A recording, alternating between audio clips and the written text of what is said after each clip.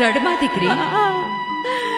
માં હવે નોંધારો થઈ ગયો છે, એનું ધ્યાન રાખજે માં, એનું ધ્યાન રાખજે.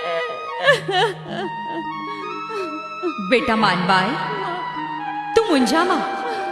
કાળિયો હવે મારો દીકરો છે બેટા. એના રખોપાની જવાબદારી હવે મારી છે. ચાલ બેટા, હવે હું જાઉં છું.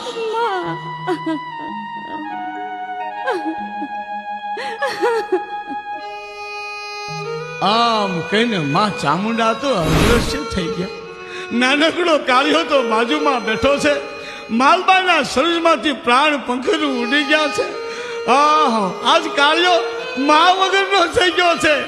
માય માં બીજા વગડાના વાહ.